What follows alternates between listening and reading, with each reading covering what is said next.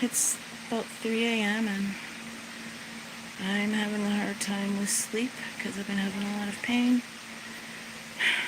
And I got bored and wanted to pass the time and thought I would talk to you guys. I have no idea if you guys are up. I don't know what time zone you're in.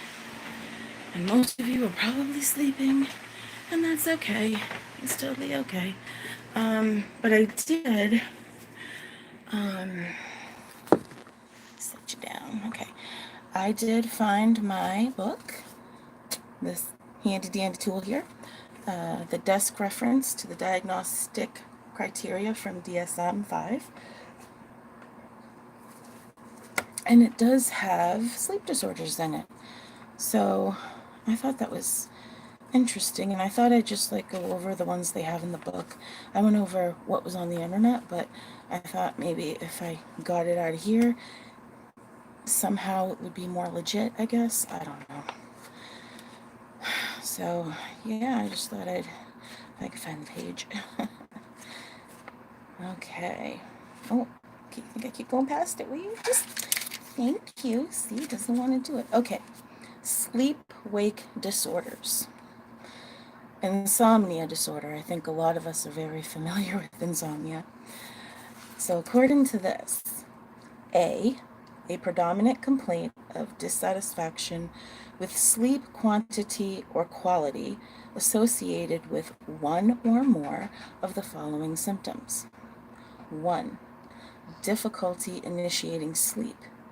In children, this may manifest as difficulty initiating sleep without caregiver intervention. 2.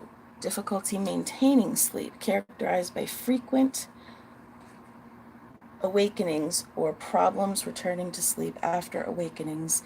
In children, this may manifest as difficulty returning to sleep without caregiver intervention. Number 3. Early morning awaking with inability to return to sleep.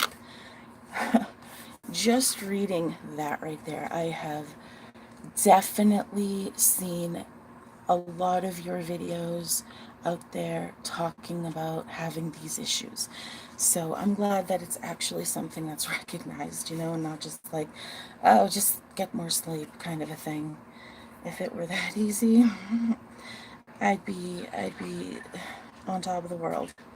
So B, the sleep disturbance causes clinically significant distress or impairment in social, occupational, educational, academic, behavioral, or other important areas of functioning.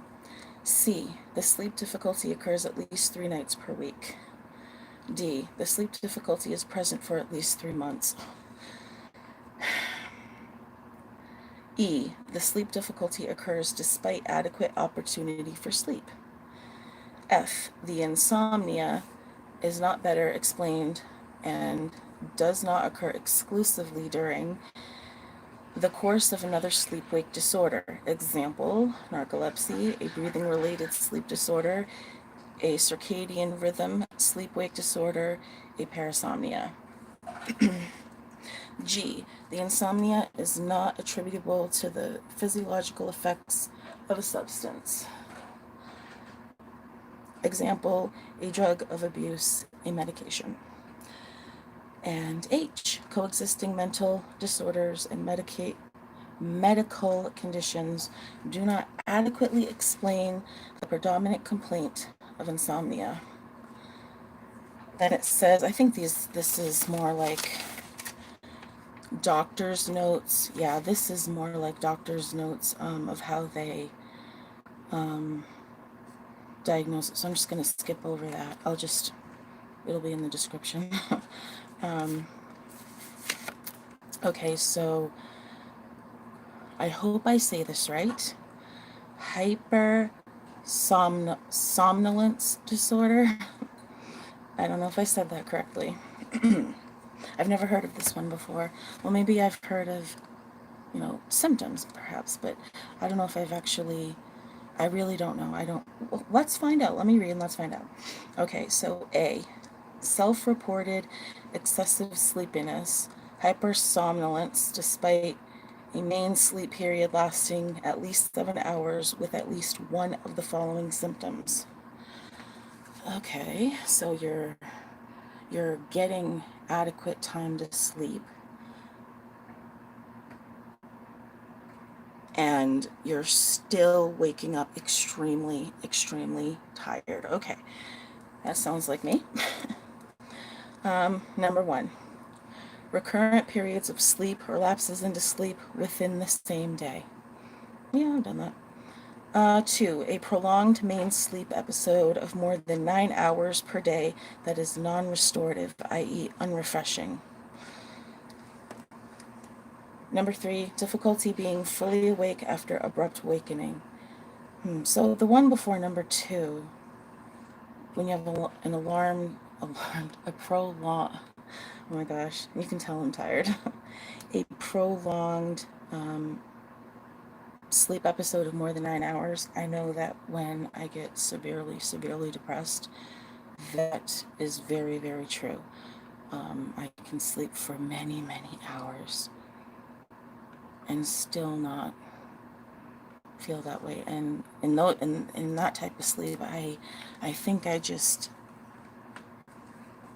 not really sure what sleep state I'm in during that, but I don't remember remembering dreams, so I don't know. I guess this is why you have a psychiatrist, to help figure out all the brain stuff, all the body stuff, all the medicine stuff, all the drug stuff, because it overlaps so much. It's so confusing. Okay. B, the hypersomnolence occurs at least 3 times per week for at least 3 months. C, the hypersomnolence is accompanied by significant distress or impairment in cognitive, social, occupational, or other important areas of functioning. Okay, hold on, I will be right back.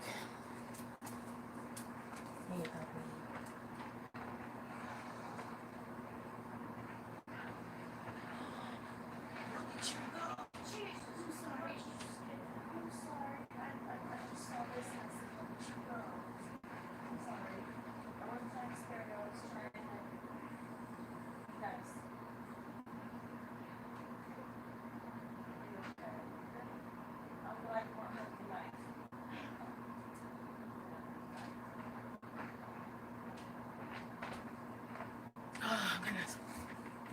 Sorry about that. I had to get a drink and I accidentally startled my mother.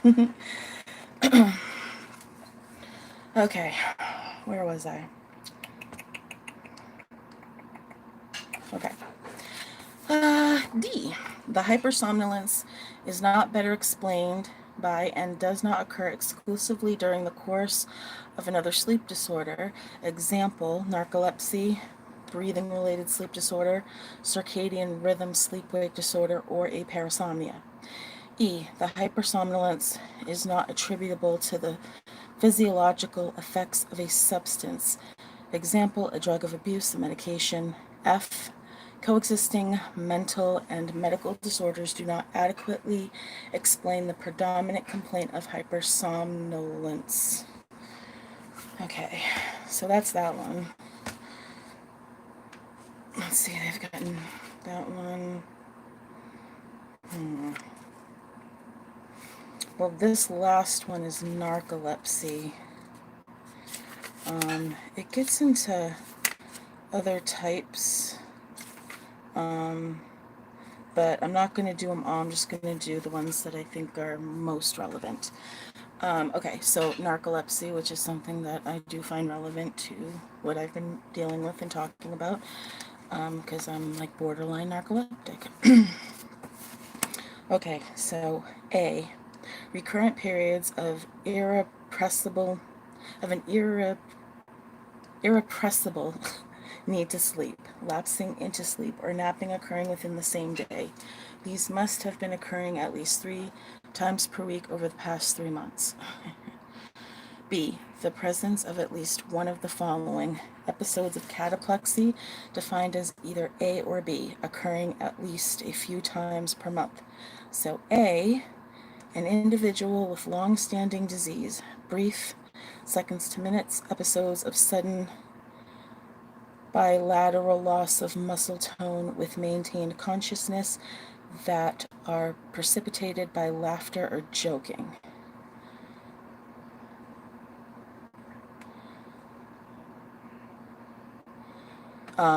Sorry, I was just rereading that to make sure I understood what I just read. Okay, I'm not sure if I quite understand, but that's okay. B, in children or in individuals within 6 months of onset, spontaneous grimaces or jaw opening episodes with tongue thrusting or a global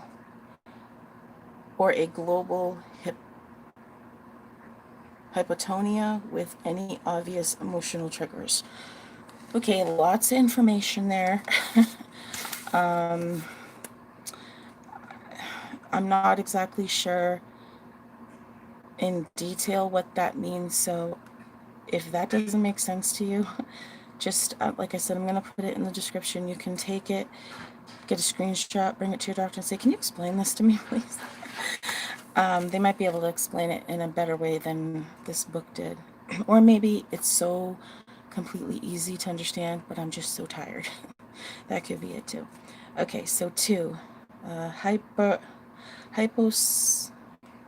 hypocretin deficiency. Okay, as measured using CSF. There's a lot of stuff in here that I don't understand. I'm not going to say it right, so I'm going to skip those 2, and it'll be in the description so you can understand it and look at it as long as you want. Okay, I'm going to pass through the breathing related sleep disorders, and I'm going to go right to the, let me just check real quick what we got going on here. Okay. Alright, so parasomnias, and I did go over this a little bit in another video, but like I said, this is from the perspective of this DSM-5. So non-rapid eye movement sleep arousal disorders. That is a mouthful. NREM-SAD. Non-REM SAD. Okay, I get it. Non-REM SAD. I get it. That's how they would remember. Okay. So A, recurrent episodes of incomplete awakening from sleep, usually occurring during the first third of the major sleep episode, accompanied by either one of the following: sleepwalking, which I've already discussed; sleep terrors, which I've already discussed. So B, no or little. Example, only a single visual. You know what, actually, let me go back. I'll read this because I think there's something attached to this. I'm sorry, I'm tired. I'm sorry from all over the place. My bad. Okay, so sleepwalking. Repeated episodes of rising from bed during sleep and walking about. While sleepwalking, the individual has a blank staring face, is relatively unresponsive to the efforts of others to communicate with him or her, and can be awakened only with great difficulty. Sleep terrors, recurrent episodes of abrupt terror arousals from sleep, usually beginning with a panicky scream. There is intense fear and signs of autonomic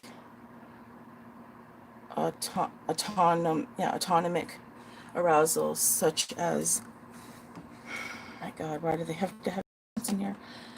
Mydriasis, tachycardia, rapid breathing, and sweating during each episode. There is relative unresponsiveness to efforts of others to comfort the individual during the episodes. Yeah, so I would say with sleepwalking and night terrors and things like that, don't try to touch the person because they could react violently, and since they are asleep, they're probably not going to even know what they did. So it's always a good thing to make sure they don't get into anything that's going to hurt them, but try not to touch them. Try to coax them back to bed on their own, if they have like a sleep terror, if they don't get out of bed, you just calmly you're safe, and get them to go back down, but don't touch them. Please don't touch them. Okay, so B, no, wait, did I read this? Yes, I did. No or little, only a single visual scene, dream imagery is recalled. Yeah, I don't remember any of my night terrors. C, amnesia for the episodes is present. D, the episodes cause clinically significant distress or impairment in social, occupational, or important areas of functioning. E, the disturbance is not attributable to the physiological effects of a substance, such as drug or medication. And F, coexisting mental and medical disorders do not explain the episodes of sleepwalking or sleep terrors. And then it has nightmare disorder. I think we all know what nightmares are, but I'll just read it anyway. A, repeated occurrences of extended, extremely dysphoric, and well-remembered dreams that usually involve efforts to avoid threats to survival, security, or physical integrity, and that generally occur during the second half of the major sleep episode. B, on awakening from the dysphoric dreams, the individual rapidly becomes orientated and alert. C, the sleep disturbance causes clinically significant distress or impairment in social, occupational, and/or important areas of functioning. And then it's not attributable to drugs or medication. And the last one, the coexisting mental and medical disorders don't adequately explain it. Okay, so let's see. We have how many? I'm just checking to make sure how many more I'm going to actually talk about. Okay, so I think for right now I'm just going to do these last two, and that will be it for what I'm talking about right now. So, rapid eye movement sleep behavior disorder. I gotta come up with simpler names. A, repeated episodes of arousal during sleep associated with vocalization and/or complex motor behaviors. B, these behaviors arise during rapid eye movement REM sleep and therefore usually occur more than 90 minutes after sleep onset, are more frequent during the later portions of the sleep period, and uncommonly occur during daytime naps. C, upon awakening from these episodes, the individual is completely awake, alert, and not confused or disorientated. Well, that's cool. I felt like that when I woke up. D, either of the following. 1, REM sleep without atonia or polysomnographic recording. 2, a history suggestive of REM sleep behavior disorder and an established, I cannot say this word. Okay, I'm just going to spell it. SYNUCLEINOPATHY. I cannot pronounce that. Diagnosis, example, Parkinson's disease, multiple system atrophy. E, the behaviors cause clinically significant distress or impairment in social, occupational, and/or important areas of functioning. Okay, the rest is the same as the other stuff. And then last one that I'm going to read is restless leg syndrome.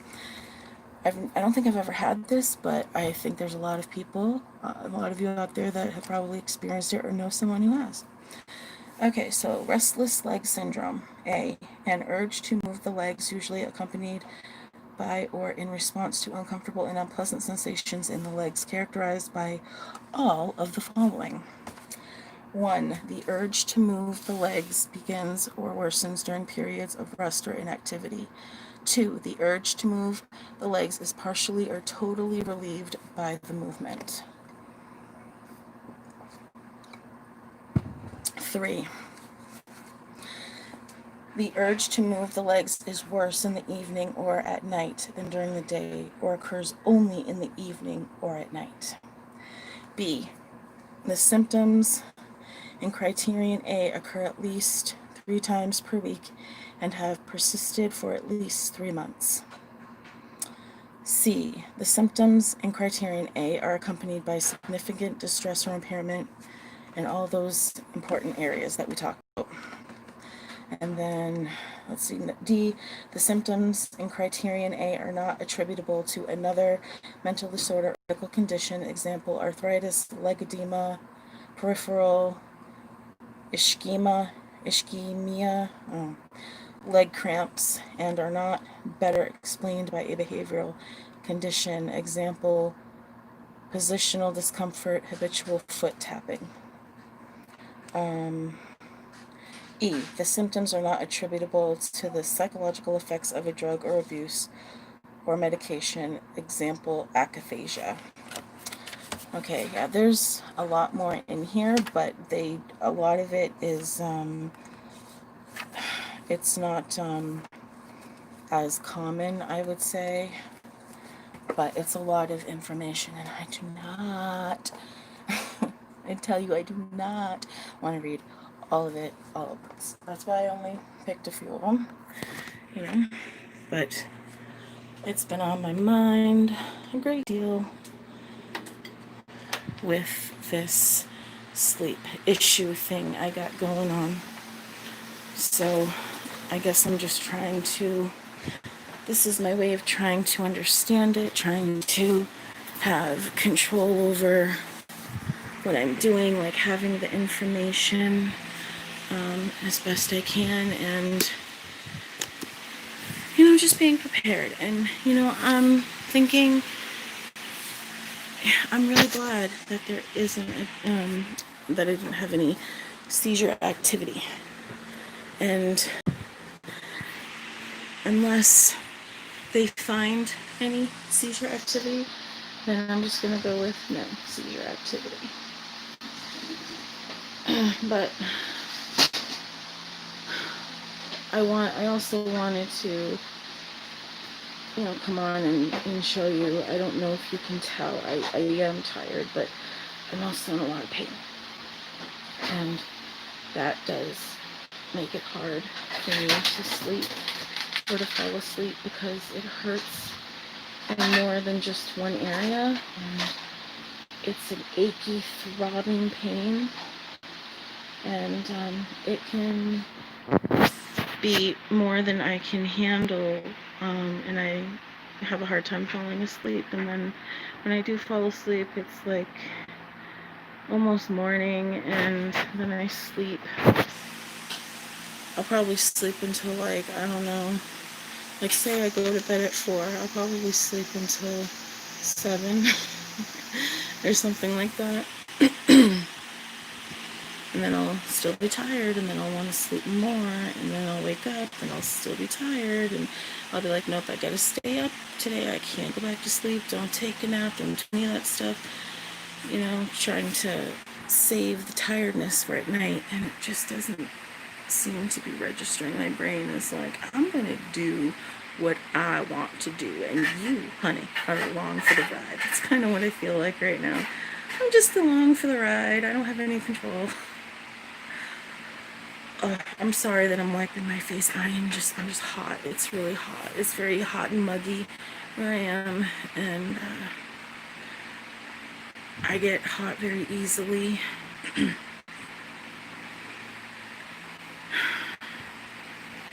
A lot of it is that fan is moved away from the door instead of like right up on the door. But if it was right up on the door, you probably couldn't hear me at all. I hope you can hear me. Sometimes I accidentally put my finger over the volume and the speaker, and I don't mean to. Usually figure that out after I posted the video. I'm like, oh, whoops. Because sometimes I don't watch the entire video through. I'll watch like half, like, yeah, it's good. And I forgot that, whoops, I kind of made this mistake, but yeah, it's in there now. It's okay. It's just real life for you, you know? It's real. It's not staged. It's not pre-prepared. And what I mean by pre-prepared is I don't have like a script. I don't have, you know, technicians working for me or anything like that. It's just I turn on the camera and go. And I usually try to have a topic, but sometimes I don't always have a topic. Sometimes it's just this. It's just, I don't know, maybe I'm just trying to figure out how to deal with my brain. I don't know. Sometimes I just need to talk, I guess. You know, I feel so tired. I feel so hot. I don't know if you can see that, but like my cheeks right here, like when I was in the bathroom, like right here, my cheeks are like really red. You can kind of see it. It's not that great on the phone. It's really hard to tell on the phone, but it is red. Oh my God, I don't know. This is so bad. Ugh, whatever. There's nothing I can do about it. It is what it is, you know. I just wish I wasn't in all this pain, and I wish I could get a good night's sleep. That's all I want, really. That's all I want. It seems, I feel like the things that I really, really want are the things that are extremely hard or impossible to get. I don't know. And then my counselor would say, don't say everything or don't say every time because it's not, and that's not what I mean. I mean, you know, when you speak in English and you say a phrase in a certain way, and it's not meant to be taken exactly literal, like when I say everyone, I don't mean everyone in the world. Obviously not. That's weird. What I mean is everyone under this particular situation, you know? That's what I mean. That's what most people mean. They don't literally mean every single person. And it bugs me when she does that, because it's like, you know what I mean. I know what I mean. Why don't you just let it be, okay? Like that is how we say things in America. There are just some things that you say, and when you hear it, you're like, yeah, I know what you mean, right? I mean, that's how I always did things. That's how I grew up. That's how it was.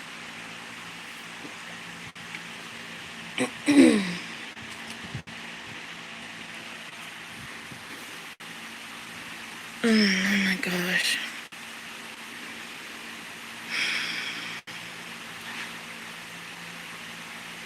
I wish that I could actually see my scan. Like, where during the times of sleep stages, what's happening with my brainwaves. I want to actually see it because it's cool. It's not like anything special. It's just like on a monitor, and it just records your brainwaves. And I'm curious as to what stages of sleep I'm going through. How fast am I going through them? Am I going through all of them? Am I going through only some of them? Am I having nightmares at certain times? And when and what sleep state am I in? Where I'm in a sleep state, but also I'm awake like now. How is that possible? I don't understand that. I don't understand that.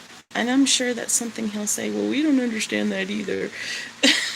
It's just something that happens, you know. And a lot of times when you're dealing with the brain, that is the answer you get. They don't know, because they honestly don't know much about the brain.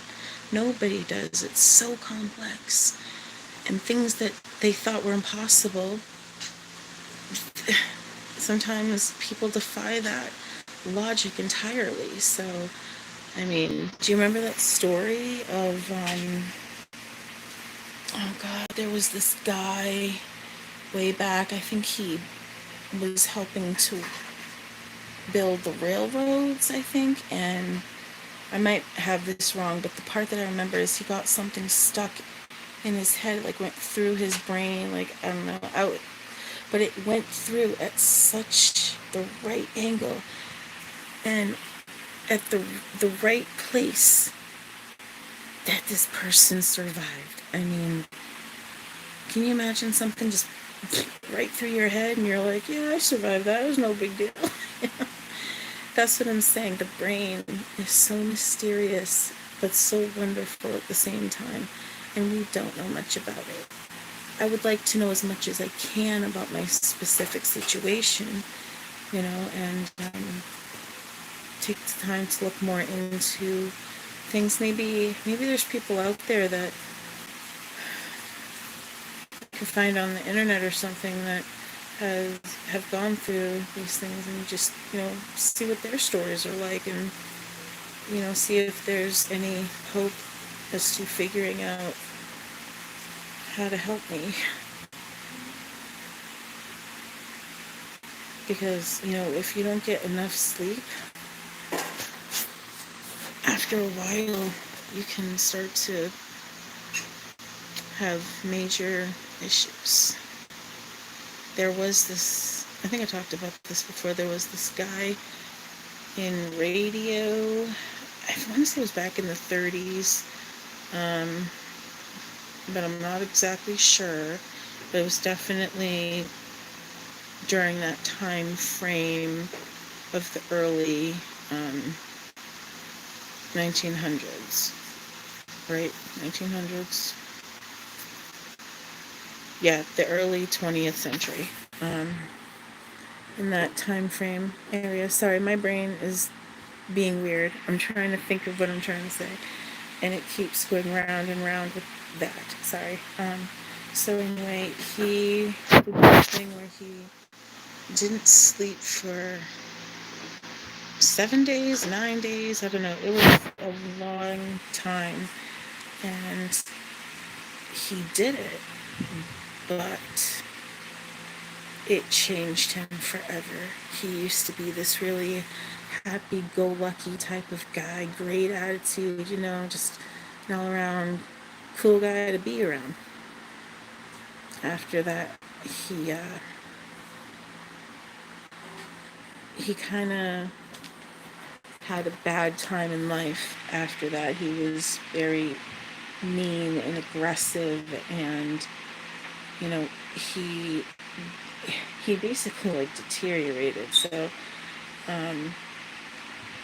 when you don't get enough sleep, or you get no sleep for a certain amount of time, there will be effects. It's not something to mess with. So that's why I'm scared, sometimes, like when you can't sleep, like say you're like really manic and you can't sleep and you're on the go and go and go. I mean, if you don't sleep after a while, you could probably literally go even more nuttier than you already feel that you are, I don't mean that in a bad way. I'm not trying to be disrespectful. I just mean like you wouldn't feel right. Something would be wrong, and it makes you wonder, can that happen if you're having a bipolar episode? A manic episode? Can you go so long without sleep and have these things happen to you? I don't know. These are really good questions, and I don't know if anyone has the answer to them. But this is just stuff that I think about. This is the stuff that goes through my head. Oh, hey, I gotta show you something. Oh, sorry about my feet there. You see that dog right there? Look at how full his belly is. Look at that belly. Oh, he had a good dinner tonight. He's like, I'm so tired. I ate so much food. Can you believe he was the runt? Can you believe that? He's not the runt anymore. He's so cute. I love him so much. He's always here for me. He is the one that woke me up from my nightmare the other day. This guy. This guy. Oh, we love you, Henry J. Isn't he a sweet dog? He is. Oh, goodness. So, yeah, I just wanted to come on and talk a little bit about that and just tell you how I'm doing with sleep. Just, it's not going so well. I don't know what my doctor's going to want to do. I don't know. My mother jokes, she's like, well, I could just lay you out with a frying pan and go to sleep for a while. They're like, yeah, but I wake up with a freaking concussion. Oh my god. I mean, I don't want to be like knocked out in that type of way. I just want to get regular sleep. But I appreciate her trying to help me, thinking of solutions. When you have a problem, you try to find a solution. Oh my god, you can tell that I am so tired. I'm starting to get city.